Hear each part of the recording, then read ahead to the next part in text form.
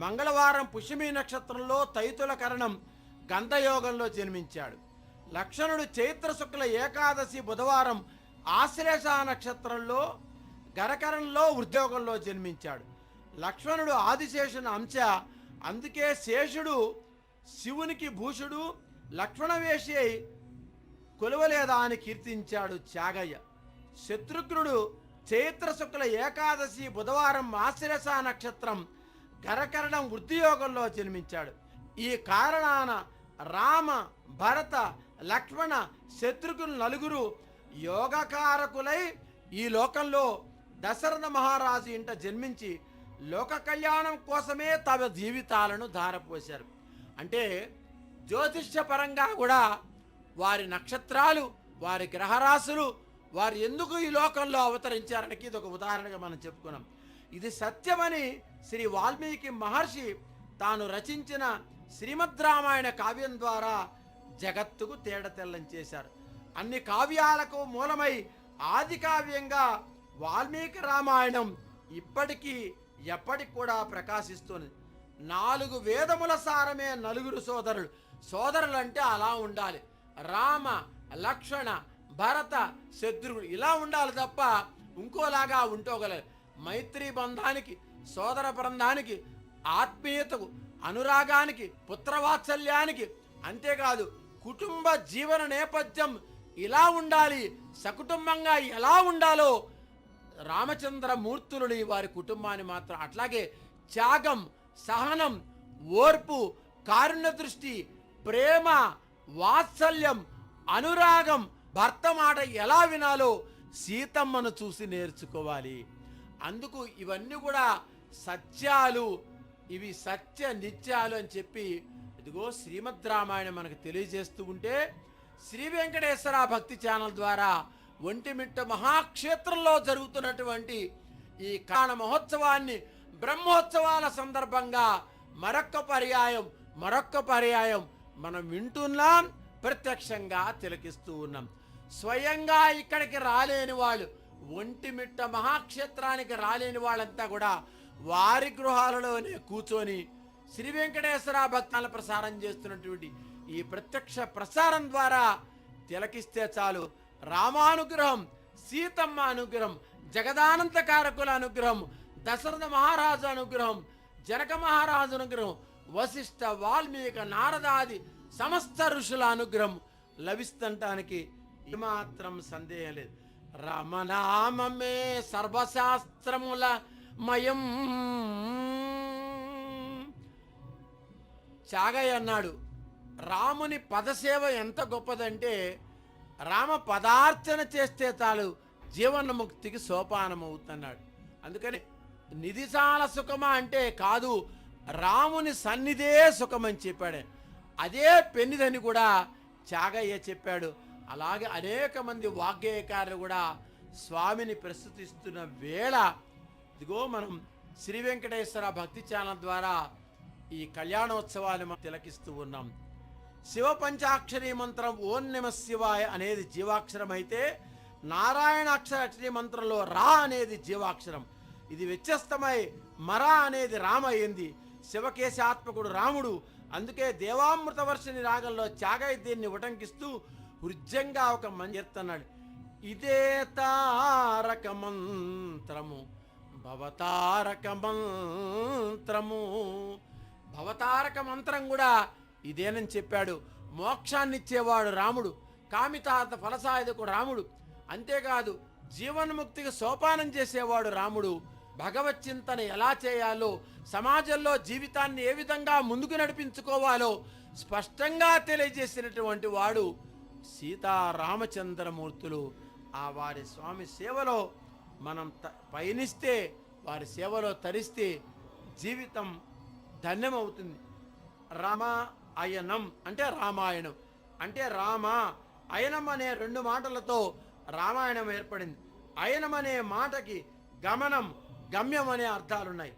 నాణ్య పంధాయ అయనాయ విద్యతే అన్నది వేదం. అయనం అక్కడ చేరవలసిన స్థానం, దాన్ని చేర్చేది పందాహ అనే మాట.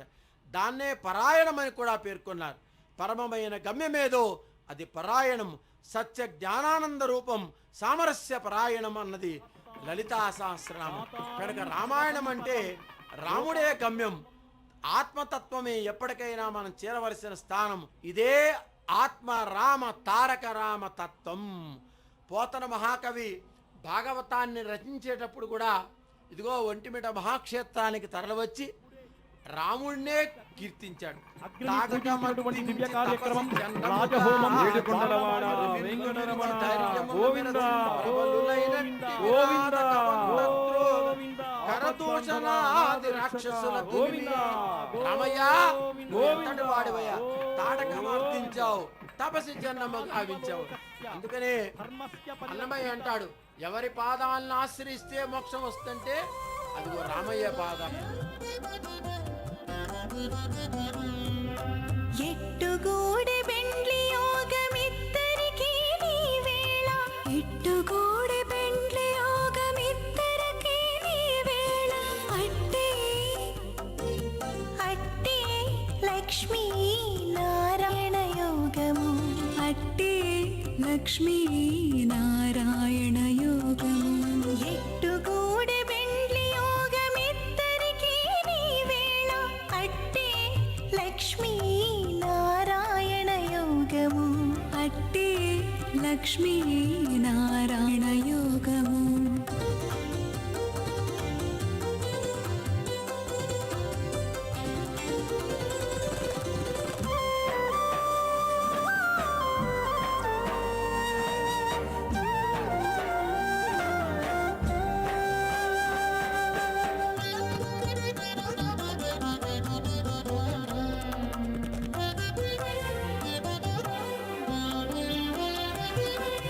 నెలత కమలవాసి నీవు కమలాక్షుడవు, పొలతికి నీకు గూడె పొంతనాలు. నెలత కమలవాసి నీవు కమలాక్షుడవు, పొలతికి నీకు గూడె పొంతనాలు. వలుద చక్రవాకాలు వనిత కుచాలు, వలుద చక్రవాకాలు వనిత కుచాలు. నీవు ఎలమి త్రాయుధుడవిద్దరికీ తగును. ఎట్టుగూడి బెండ్లి యోగమిద్దరికీ నీ వేళ, అట్టే లక్ష్మీ నారాయణ యోగము, అట్టే లక్ష్మీ నారాయణ యోగము.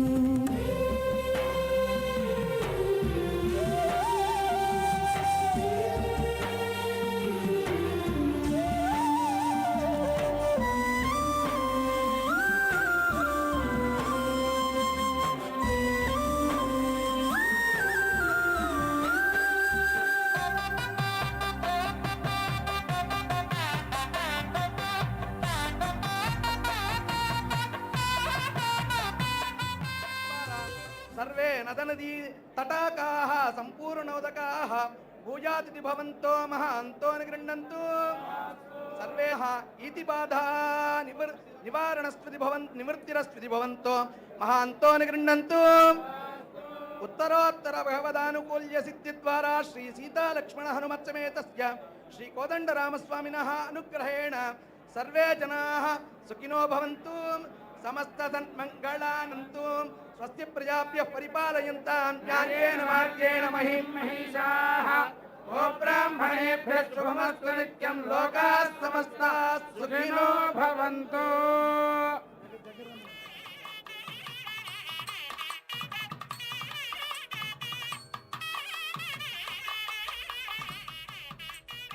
అదిగో మనం ఒంటిమిట్ట బ్రహ్మోత్సవాల కళ్యాణ వేదికపై మనం విశేషమైన కార్యక్రమం జరుగుతున్నది. ఈవేళ లక్ష్మీవారం, అమ్మవారికి కూడా చాలా ఇష్టమైనటువంటి రోజు. ఇక్కడ రాష్ట్ర ప్రభుత్వం పక్షాన విచ్చేసినటువంటి ముఖ్యమంత్రి వర్యులు దంపతి సమేతంగా వారు విచ్చేసి పట్టు వస్త్రాలు సమర్పించారు.